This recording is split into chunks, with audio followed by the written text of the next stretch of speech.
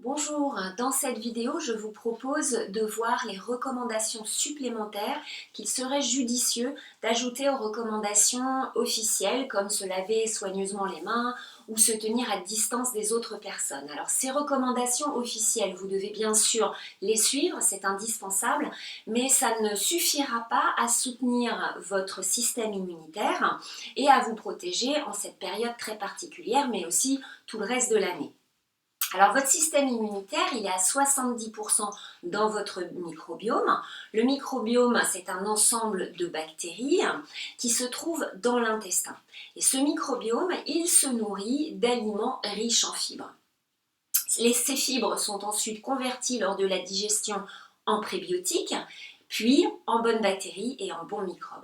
Donc vous devez absolument avoir une alimentation riche en fibres. Si vous avez besoin d'inspiration pour savoir quels aliments consommer, de préférence, je vous invite à regarder ma vidéo précédente, je vous mettrai le lien en bas, où je vous donne mes conseils pour le type d'aliments qu'il faudrait avoir dans vos placards et particulièrement en ce moment.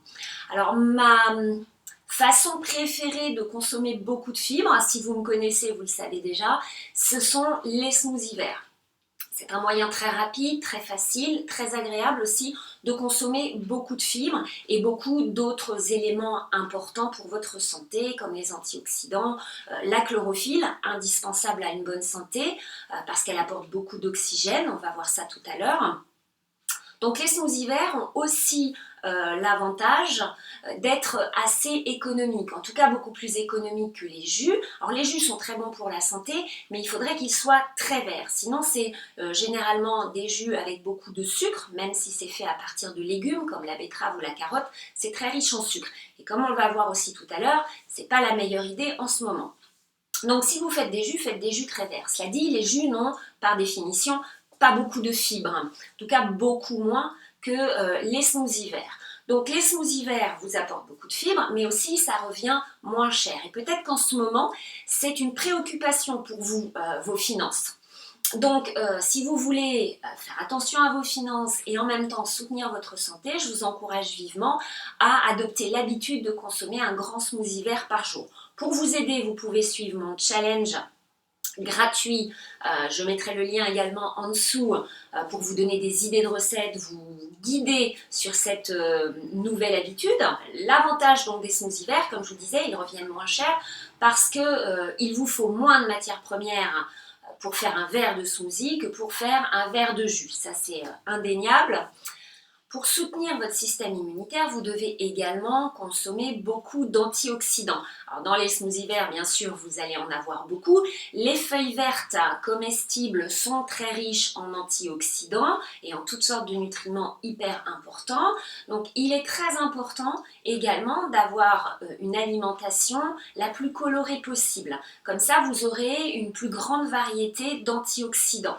Donc en ce moment, on a peut-être un petit peu moins le choix qu'en été, mais bon, le printemps arrive, vous pouvez quand même varier un petit peu les couleurs en donnant toujours une place plus importante au vert. C'est très très important ça. N'hésitez pas aussi à ajouter des algues. Alors si vous n'avez pas l'habitude des algues encore ou n'aimez pas trop ça, je vous conseille la dulce. Moi j'en ai que je mets d'ailleurs dans mes smoothies, même avec les fruits, parce qu'en fait la dulce est très douce. Donc commencez par la dulce, après vous pourrez éventuellement vous aventurer vers des variétés un petit peu plus goûtues. Les algues, vous pouvez les utiliser de plein de manières. Si vous aimez ça, bien sûr, vous pouvez faire des tartares d'algues, des sauces avec des algues. Vous pouvez faire des roulés avec des feuilles de nori, de préférence crues. C'est très facile. Vous mettez toutes sortes de légumes râpés, par exemple, dedans. Des germes, si vous en avez, c'est excellent pour votre santé, votre système immunitaire. Et puis, vous roulez tout simplement votre feuille de nori dessus. Vous pouvez ajouter une petite sauce à côté. Et voilà, vous avez vraiment un super repas qui va soutenir votre système immunitaire.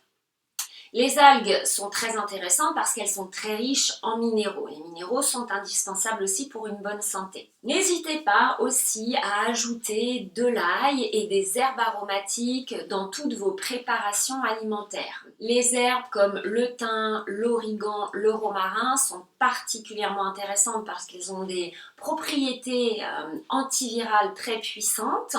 Vous pouvez également les utiliser sous forme d'huile essentielle. Bien sûr, il faudra faire attention à leur utilisation, ça n'est pas la même que les plantes fraîches. Donc regardez bien les conseils d'utilisation avant de les utiliser. Consommez également des aliments anti-inflammatoires. Donc les verdures sont des aliments anti-inflammatoires, très anti-inflammatoires, mais vous avez également bien sûr les épices comme le curcuma, le gingembre et le piment de Cayenne. Si vous pouvez les consommer frais, consommez-les frais, sinon vous en trouvez sans problème en poudre, bio bien sûr de préférence. Il est important également d'équilibrer votre apport en oméga 3. Alors bien sûr, vous pouvez trouver des oméga 3 dans les poissons, si vous n'êtes pas végétarien ou végétalien. Cela dit, moi je déconseille fortement la consommation de poissons. Ça fait belle lurette que je les ai éliminés de mon alimentation. C'est même, je crois, la première chose que j'ai éliminée de mon alimentation, parce que malheureusement, ils sont également, en dehors du côté éthique, ils sont également très riches en métaux lourds à cause de la pollution de la mer. Donc même si en mangeant des poissons vous aurez des oméga 3, vous aurez également votre petit apport de métaux lourds qui ne soutiendra pas bien évidemment votre système immunitaire. Donc préférez des options comme les graines de lin, les graines de chanvre, les noix, les graines de chia. Les algues sont également une bonne source d'oméga 3, donc une raison supplémentaire de les ajouter dans votre alimentation. Pour en revenir aux algues, d'ailleurs, vous pouvez très facilement en ajouter une petite pincée si vous n'aimez pas trop ça ou n'êtes pas habitué, pour commencer dans vos plats cuisinés. Ça ne se sentira pas et vous en aurez quand même le bénéfice, de préférence à la fin de la cuisson pour ne pas trop les cuire. Une autre recommandation, c'est de bouger. Alors je sais qu'en temps de confinement, ça peut être plus difficile, mais vous avez quand même le droit de sortir, donc profitez de ce petit temps pour vous aérer. En ce moment, il fait plutôt beau, donc il faut vraiment en profiter.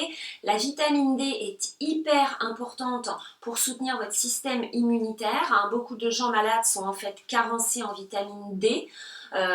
Donc le seul moyen d'avoir de la vitamine D, c'est de s'exposer au soleil et de prendre un supplément. Donc n'hésitez pas en ce moment à vous supplémenter en vitamine D. Mais bon, ça ne vous empêche pas de bouger. L'autre partie du système immunitaire, en tout cas une partie, se trouve dans le système lymphatique. Le système lymphatique, c'est le système qui va vous aider à éliminer tous les déchets, toutes les toxines de votre corps. Et donc ça, c'est hyper important pour résister aussi à la maladie. Votre système lymphatique n'ayant pas de pompe, contrairement au sang avec le cœur, vous devez impérativement bouger pour faire circuler cette lymphe. C'est pas la peine de faire du cardio forcément à outrance. Déjà donc sortez, marchez, profitez de ce temps-là et idéalement, plutôt que rester toute la journée assis et faire peut-être 1 heure de sport, qui peut-être d'ailleurs ne vous motivera pas beaucoup, je vous conseille plutôt de faire des petites pauses dans la journée et de bouger pendant quelques minutes. Alors ce que vous pouvez faire, si vous avez vraiment du mal à faire du sport ou une activité physique, c'est de faire des petites séances de 10 minutes. Alors moi personnellement, j'aime bien suivre 2 personnes sur YouTube, je vous mettrai les liens en bas, parce que justement, elles ont des petits programmes comme ça qui sont courts de 10 minutes et quand on n'est vraiment pas motivé, et en ce moment, bon, vous savez, voilà, si vous me suivez, vous savez que je traverse une période extrêmement difficile. Et donc dans ces moments-là, si on n'est pas déjà fan de sport, on a vraiment beaucoup de mal à se bouger. C'est plus facile de faire des petites séances. Donc ces personnes proposent des grandes et des petites séances. Donc c'est Rebecca Louise pour tout ce qui est fitness et puis Cassandra pour le yoga. J'aime beaucoup ça aussi et donc elle propose des petites séances de 10 minutes.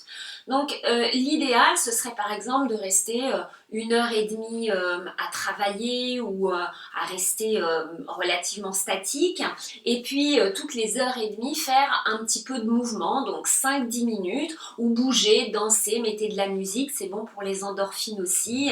Voilà, faites-vous un petit délire, ce sera très bien.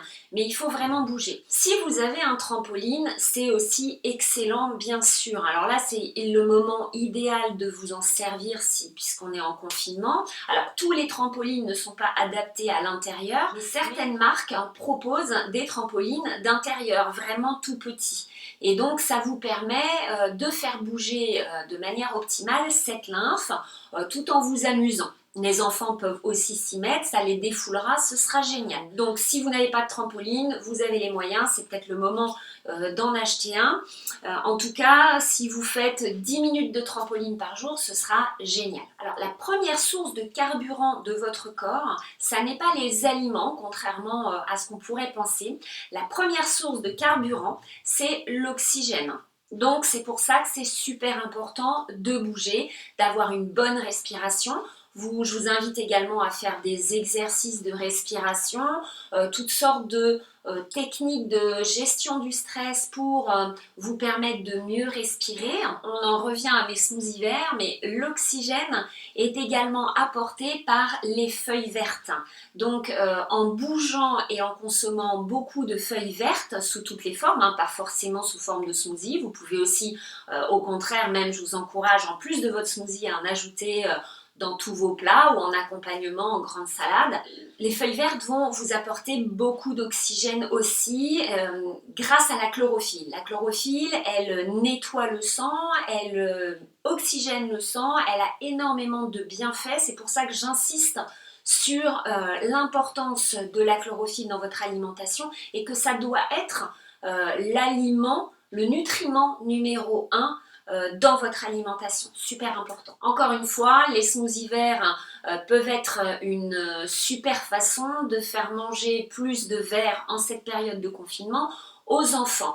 Pas la peine d'en mettre beaucoup, mettez beaucoup de fruits et un tout petit peu de verre, ils ne sentiront pas la verdure, mais par contre vous leur apporterez un soutien pour leur système immunitaire.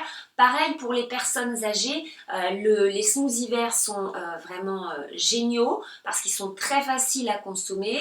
Si ces personnes âgées sont fatiguées, ont du mal à s'alimenter, les smoothies verts sont la solution parfaite pour apporter une nutrition idéale en cette période particulière. Une autre règle qu'il faut absolument appliquer pour soutenir votre système immunitaire, c'est indispensable, c'est le sommeil. Vous devez absolument dormir entre 7 et 8 heures minimum. La plupart d'entre nous, on dort moins. Alors votre sommeil peut être affecté bien sûr par le stress notamment, donc c'est pour ça aussi que je vais vous proposer des petites séances ponctuellement d'EFT. Vous en avez déjà une dans ma vidéo précédente qui apparemment j'ai eu des messages vraiment super qui a beaucoup aidé de nombreuses personnes. Donc je suis vraiment super contente. Le sommeil affecte absolument tous les aspects de votre santé. Si vous avez des difficultés à dormir, voilà quelques idées pour vous aider à améliorer ça. Essayez d'être régulier dans vos horaires de coucher et de lever, ça peut vraiment aider beaucoup. Gardez votre chambre fraîche, plus fraîche en tout cas que le reste de la maison. Faites attention aux lumières, les écrans et tout ça, vous devez les éteindre quand même suffisamment à l'avance, idéalement 2 heures avant de vous coucher. Laissez le temps à votre corps de se préparer au sommeil. Et si besoin, installez également une routine. Par exemple, prendre un bain avec des huiles essentielles. C'est vraiment le moment idéal d'user et d'abuser presque des huiles essentielles. C'est un excellent moyen non seulement de soutenir votre système immunitaire, mais aussi voilà, de vous détendre. Et plus vous êtes détendu, plus vous soutenez votre système immunitaire. Comme je l'ai dit dans la vidéo précédente, plus vous allez être stressé et plus vous allez affaiblir votre système immunitaire. Donc votre alimentation toutes les recommandations que je vous ai données ne sont pas suffisantes si vous êtes très stressé. Alors cette période, bien sûr, est extrêmement stressante, plus ou moins selon notre situation à chacun. Donc c'est pour ça, je vous le dis encore, que je vais vous donner des petites séances d'EFT qui peuvent vous aider. Mais bien sûr, plein d'autres techniques sont aussi bonnes, à chacun de trouver celle qui lui convient. Ensuite, dernière recommandation, vous devez éviter également certains aliments. Et les premiers à éliminer, ce sont le sucre et la farine. Enfin, tout ce qui a été beaucoup transformé, comme le riz blanc, la farine blanche,